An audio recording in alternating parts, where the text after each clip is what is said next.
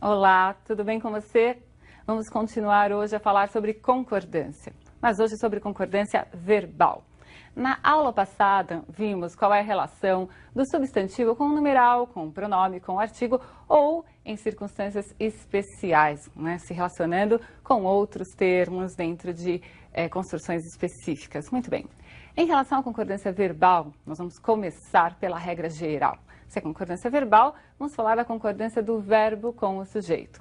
Então, vamos à regra geral, observe, fique atento, depois a todos os outros casos especiais também. O verbo concorda com o sujeito em número e pessoa. Então, é claro, se você tem um sujeito simples, singular, o verbo vai estar concordando com esse sujeito no singular.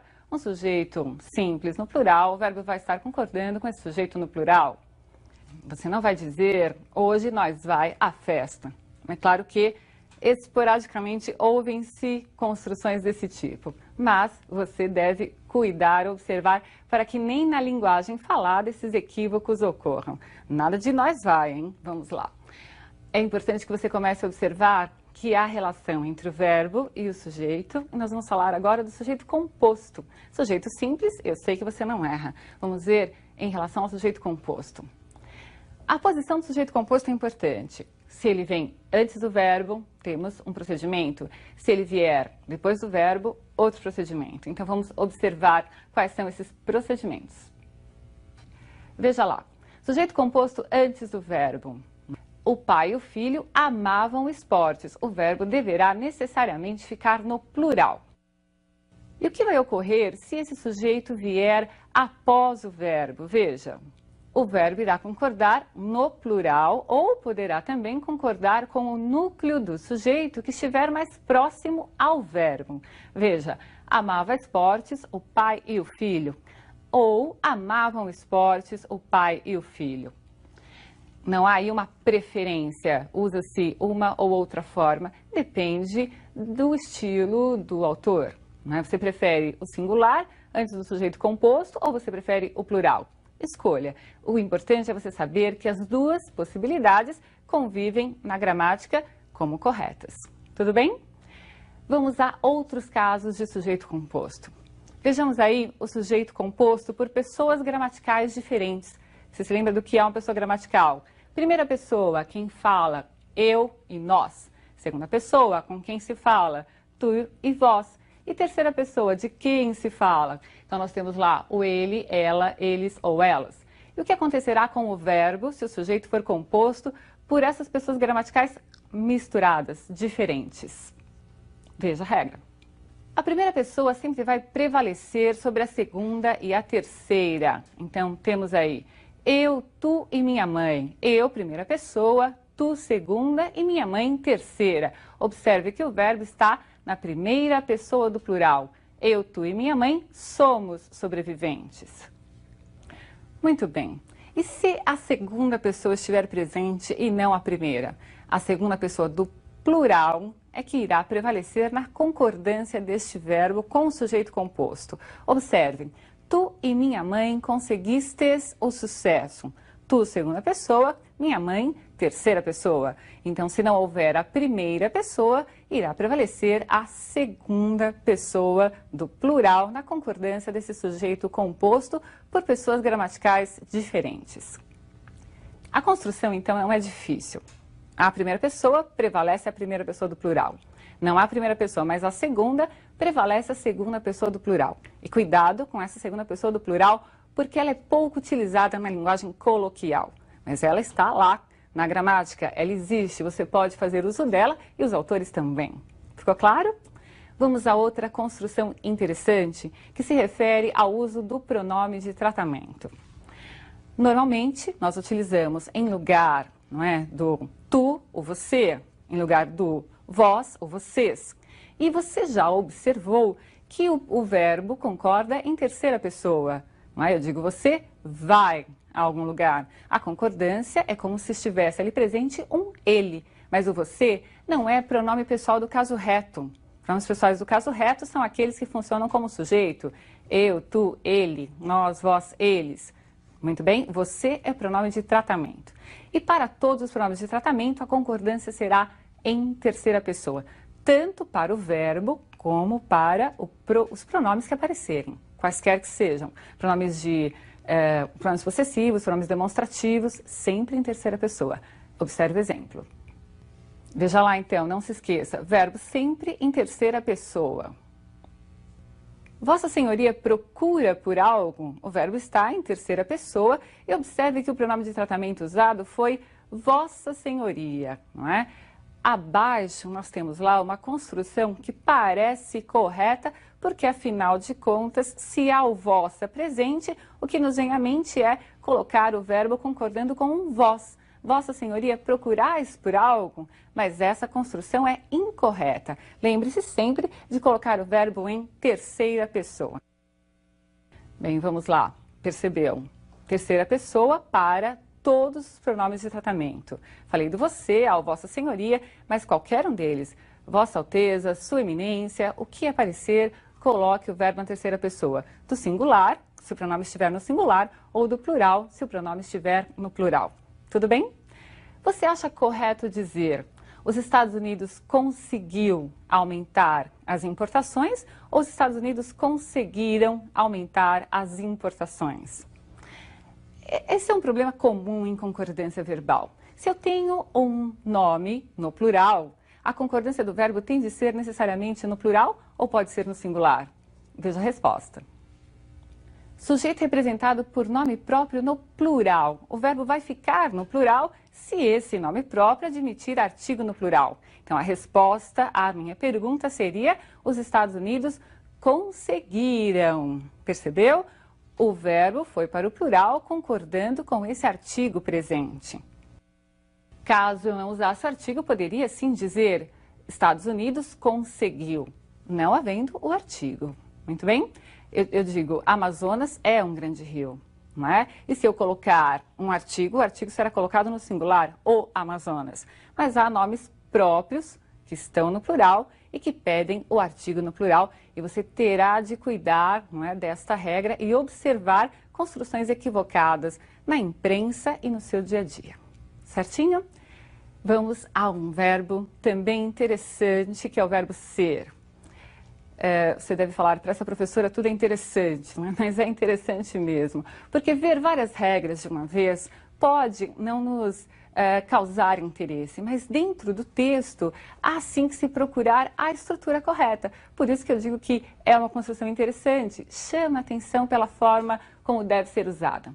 Já falamos do verbo ser como um verbo impessoal. Falamos que ele foge à regra dos impessoais, que é ficar na terceira pessoa do singular. O verbo ser foge da regra, porque mesmo quando não há sujeito, ele concorda com uma indicação numérica. Por exemplo, são 3 horas da tarde. Eu não devo dizer é 3 horas da tarde. Até aí você se lembra. Ocorre que o verbo ser, ainda nessa sua característica de ser diferente, pode concordar, quando houver sujeito, com o sujeito ou com o predicativo do sujeito. E nós vamos ver uma sequência de regras que explicam, não é, quando ele vai preferir concordar com o sujeito ou quando ele, verbo ser, irá preferir concordar com o predicativo. Veja.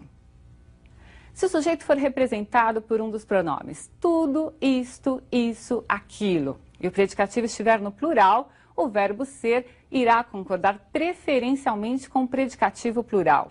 Então, nós temos aí, tudo eram recordações, isto são alegrias. Se você vir em algum lugar uma construção assim, tudo é recordações, não a considere errada, porque também é permitida essa construção no singular pelos gramáticos. Há uma preferência pelo plural, mas também se permite a construção no singular. Vamos continuar então com essas regras do verbo ser. Observe que ele é peculiar. Concorda com o sujeito ou com o predicativo, dependendo da vontade dele. Nós já vimos que sujeito representado por aqueles pronomes, o verbo normalmente concorda com o predicativo plural ou, segundo alguns gramáticos, ficaria até no singular concordando com o sujeito. Veja as outras construções. Sujeito representado por substantivo comum no singular e predicativo no plural, ou vice-versa. O que o verbo ser quer é concordar com esse elemento que represente o plural, seja ele o sujeito ou o predicativo. Os dois exemplos para que isso fique bem claro para você. O mundo são ilusões. Observe que o verbo não concordou com o sujeito singular, mas concordou com o predicativo plural. Abaixo, uns trapos eram aquela fantasia. Agora o verbo ser concordou com o sujeito, mas porque o sujeito agora está no plural. Veja, o verbo ser optou. Ele quer concordar com o plural. Esteja esse plural no sujeito ou no predicativo. Observe como ele foge à regra. Qual é a regra? Concordar com o sujeito. Ele concorda com a palavra que representa o plural. E ele também vai fazer outras escolhas, tem outras preferências. Observe. Veja, o verbo ser concorda sempre com o pronome pessoal do caso reto. Já falamos quais são.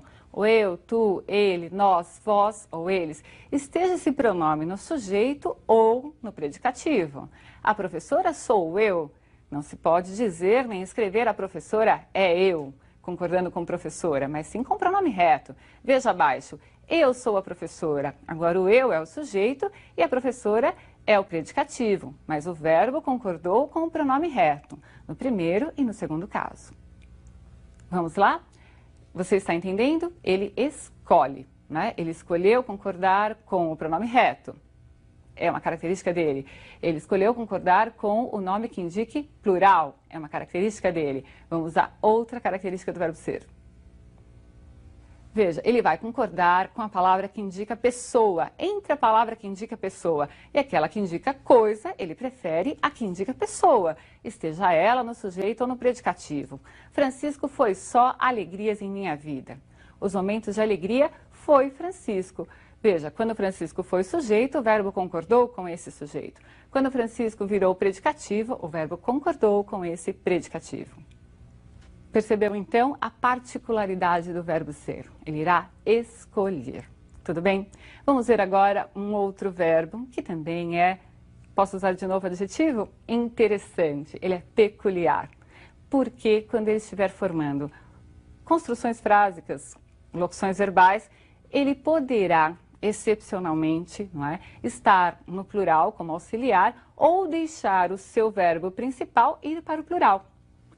Isso foge da regra das locuções verbais. Em regra, quando há uma locução verbal, por exemplo, os alunos começam a estudar mais gramática. O verbo auxiliar, que é aquele que vem primeiro, não é? O verbo principal é o que eu escrevo por último. O auxiliar é o que vem antes deste verbo principal. A regra é o verbo principal concordar com o sujeito. Mas no caso do verbo parecer, vai haver outra possibilidade. Não só o verbo auxiliar será flexionado, mas também o verbo principal poderá ser. Veja. As pessoas parecem andar desatentas. Essa é a regra geral. O verbo auxiliar foi flexionado concordando com o sujeito.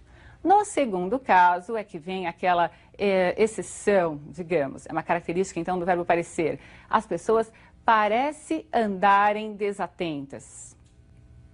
Muito bem, vamos à nossa última regra. Vamos ver como se faz a concordância do verbo quando há num período composto as palavras que e quem presentes.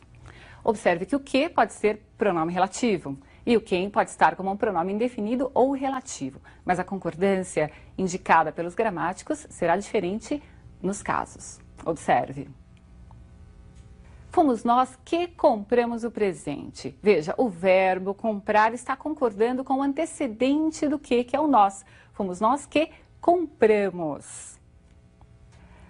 Se fosse a palavra quem funcionando aí como sujeito, nós teríamos duas construções possíveis. Há alguns gramáticos que preferem apenas a segunda, mas a primeira também é admitida. Fomos nós quem compramos ou fomos nós quem comprou. Tudo bem? Então, essa concordância do fomos nós quem comprou é sim correta. E por alguns gramáticos, só ela é admitida. Mas no vestibular, considere as duas como adequadas. Um grande abraço para você e até a próxima aula.